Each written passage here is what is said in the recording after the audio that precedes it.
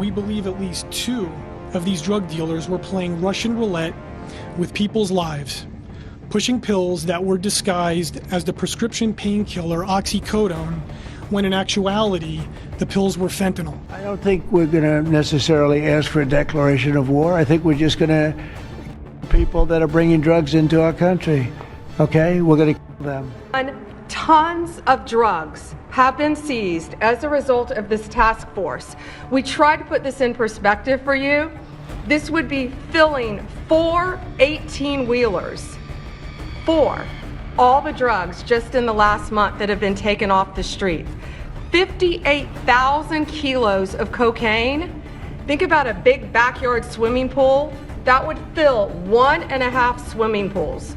Just the powder cocaine that has been removed, saving lives this last month, thanks to all of these people around the table. 2,300 kilos of fentanyl powder and 2.1 million fentanyl pills off the streets.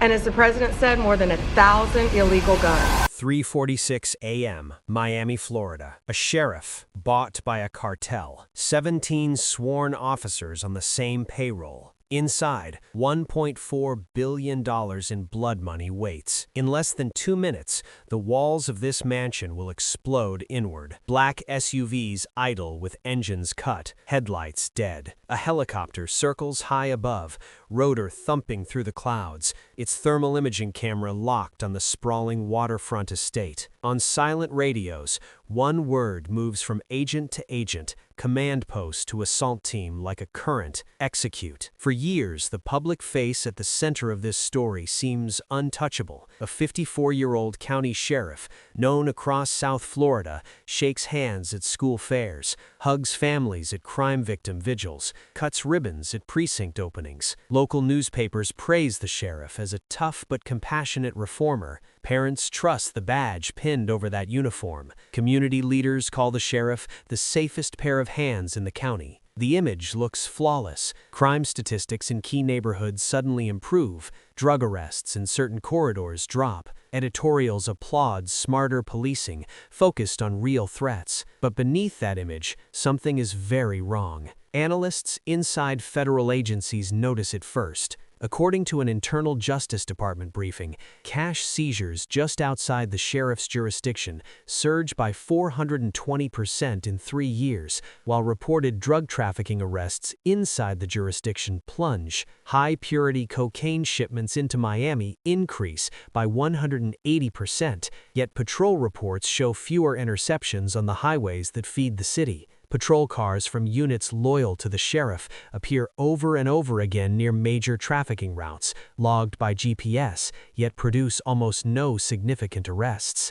What seems like efficient policing is something far more dangerous. The investigation begins quietly. 18 months before this raid, the FBI opens a covert public corruption case and quietly brings in partners: the DEA, Homeland Security investigations, the ATF, Navy intelligence analysts, and Coast Guard counter-narcotics teams watching the Caribbean corridors. A joint task force forms in a secure room far from Miami's cameras. The sheriff keeps smiling for the news. The walls around that smile begin to close. Investigators build the map one piece at a time. Phone metadata shows late-night clusters of calls between the sheriff, certain veteran patrol officers, and prepaid numbers traced to known Sinaloa cartel intermediaries. According to FBI case files, those intermediaries link directly to a violent Sinaloa subgroup operating under the Los Chapitos banner. Federal analysts review border crossing data, bank records, and license plate hits. The patterns are unmistakable. The cartel's network reaches deep into the very institutions designed to stop it. Recruits include rookie officers buried in night shifts, traffic unit veterans with 20 years on the street, a corrections lieutenant, and civilian staff in the records division. The sheriff sits at the top, approving promotions, assigning loyalists to strategic posts, and shielding them from internal affairs. On paper, the operation hides hides behind legitimacy, a private security company, a charity for youth sports, and a string of shell real estate firms act as fronts. Investigators discovered that over just 36 months, these entities move at least $482.6 million through banks in Miami, Panama, and the Cayman Islands. The financial side is even more shocking. $196.4 million flows through cryptocurrency, scattered across dozens of Bitcoin wallets, Monero addresses, and tumbling services designed to shred the audit trail. Surveillance drones circle over marinas at night. Thermal imaging cameras track unlit speedboats cutting toward the coast. Coast Guard radar July logs zigzagging 16th, paths from known 2025. Sinaloa islands, Attorney quiet General inlets Pamela just south of Bondi held a Miami. press conference in Washington, D.C., alongside FBI Director Christopher Wray, DEA Administrator Ann Milgram, and Department of Transportation Secretary Sean Duffy. Yesterday, federal law enforcement dismantled the largest commercial drug trafficking network in American history.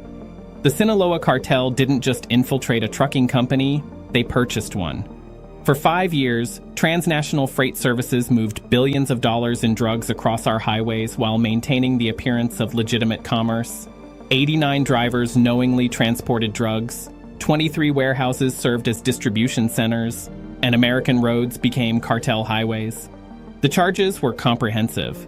All 89 drivers faced federal conspiracy to distribute narcotics, interstate drug trafficking, and money laundering charges carrying 15 to 40 years in prison.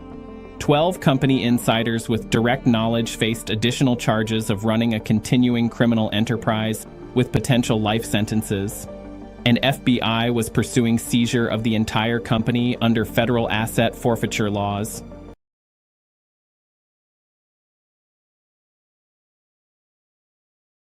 The deeper agents look, the darker it gets. Comment reveal so YouTube pushes this story further. According to a consolidated DEA and FBI report, the system works with brutal efficiency. Cartel boats offload sealed bundles at remote docks. Corrupt Marine patrol officers, tipped off in advance over low-frequency radios, steer legitimate patrols away. From there, local officers in marked cars guide the loads through the city, using their lights and sirens as camouflage. Investigators discover that warehouses near the port, registered to a logistics company owned by one of the sheriff's political donors, serve as staging points. Inside, During a encrypted speech on laptops combating manage drug orders from a trafficking. dark web The cartels marketplace. thought they could Buyers buy pay an in American cryptocurrency. company and turn our highways into their drug routes. They were wrong. We shut it down. We arrested everyone involved. And we sent a message. American commerce is not for sale to criminals.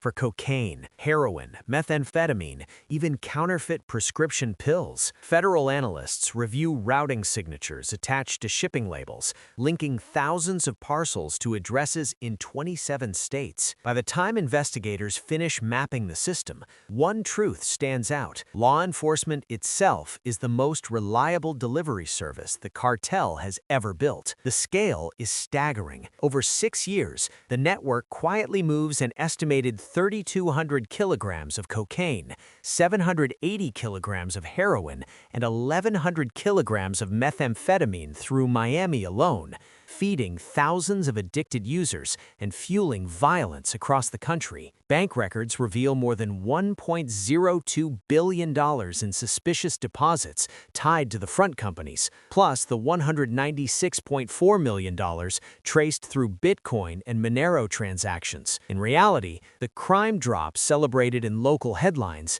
is nothing more than crime redirected, protected, and monetized. Now, every eye in the task force turns toward the mansion that anchors the operation's upper tier. The command post for the raid sits in a rented house 2 blocks away. It is 3:30 a.m. Outside, rain taps against windows. Inside, fluorescent lights glare off maps pinned to the walls. Screens glow with live drone feeds and heat signatures. Small clusters of bodies inside the mansion, sentries at the gates, vehicles in the rear driveway. Agents from the FBI, DEA, and Homeland Security stand shoulder to shoulder with tactical teams, helmets off, eyes fixed on the operations board. According to a final FBI briefing before the takedown, simultaneous warrants target 14 locations: the Miami mansion, 3 warehouses, 2 marinas, the offices of the security company, the charity headquarters, and multiple homes of implicated officers. Navy analysts feed satellite imagery of recent boat traffic to the Coast Guard,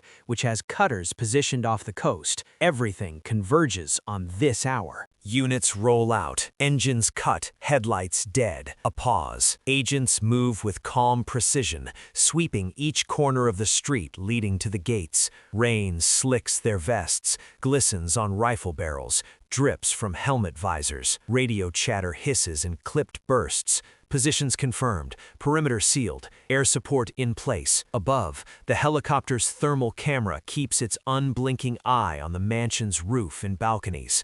At 3:46 a.m., the breach order comes. Metal gates shudder, then burst as an armored vehicle rams them aside. Flashbangs crack the night. Metal doors shatter, flashlights flare, boots hit concrete in a rhythm that drowns out the rain. Agents surge inside, hallways filling with shouts and the echo of steel on marble. In the main hallway, the sheriff stands barefoot in a t-shirt and designer watch, frozen under the sudden assault of light and noise. For a moment, the public mask flickers back into place. Confusion, indignation, protest. Then agents close in, weapons leveled, voices hard and precise. Zip ties tighten, Mirandized words cut through the chaos. Around the compound, 17 officers and associates, some half-dressed, some clutching phones, are dragged from bedrooms, guest houses, and a private security office. Room by room, the numbers become real. In a hidden basement vault, agents find neatly stacked bricks, 400 kilograms of cocaine, 882 pounds, 175 kilograms of heroin, 386 pounds, and 250 kilograms of crystal methamphetamine, 551 pounds, each bundle stamped with cartel logos. According to on-scene DEA chemists, the purity levels match recent seizures tied to Sinaloa's Caribbean roots. Cash lies everywhere. Suitcases and a walk-in closet hold $18.3 million in tightly wrapped bundles. A concealed compartment behind a wine cellar panel yields another $10.4 million. Safety deposit keys match boxes in 3 Miami banks containing an additional $36.2 million, plus $4.7 million in gold bars and uncut stones. On multiple laptops, digital wallets show cryptocurrency balances totaling $21.8 million at the moment of seizure. Weapons are stacked with the same cold order. Agents catalog 62 high-powered rifles, including AR-15 and AK pattern weapons, 19 automatic submachine guns, 47 handguns, and more than 40,000 rounds of ammunition. Tactical vests, police raid jackets, and counterfeit federal IDs fill a locked wardrobe. Tools to blur the line between real officers and cartel soldiers. If you want to see how this cartel network collapses from the inside, make sure to like and subscribe. As dawn pushes against the storm clouds, the scope of the operation comes into focus. Federal officials confirm that across all 14 raid locations, agents seize a combined total of 1,120 kilograms of cocaine, 320 kilograms of heroin, and 540 kilograms of methamphetamine, more than 4,000 pounds of hard narcotics removed from circulation in a single coordinated strike. They also freeze or confiscate assets valued at approximately $1.4 billion, luxury properties, offshore accounts, vehicles, boats, business holdings, and the cryptocurrency wallets tied to the conspiracy. According to the Justice Department's first public statement, this network is not a local fluke. It is a fully integrated extension of a major Sinaloa cartel subgroup,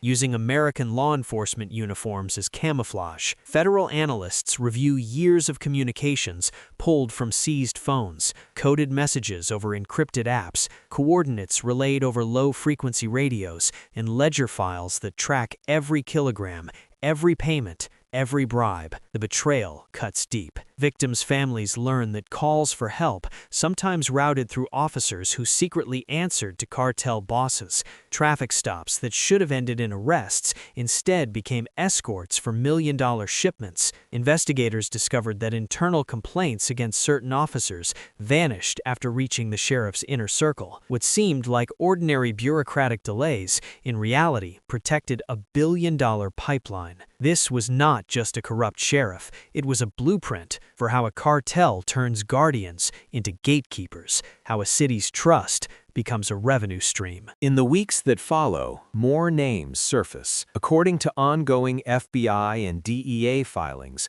additional arrests reach into civic offices, port authorities, and financial institutions that cleared suspicious transactions. Digital forensics teams continue to mine seized devices in Bitcoin wallets, tracing funds outward to yet more shell companies and political donations. The mansion stands empty now, its windows boarded, its pools drained, its marble floors echoing under the footsteps of forensic teams. On paper, the case looks like a victory. Tons of drugs seized, $1.4 billion in assets frozen, a sheriff and 17 officers facing racketeering, trafficking, and corruption charges that could keep them behind bars for the rest of their lives. But the final truth hangs heavier than the numbers. This was not just one house in Miami, it was a warning. If a cartel can buy a sheriff, infiltrate 17 badges, and turn a city's trust into a shield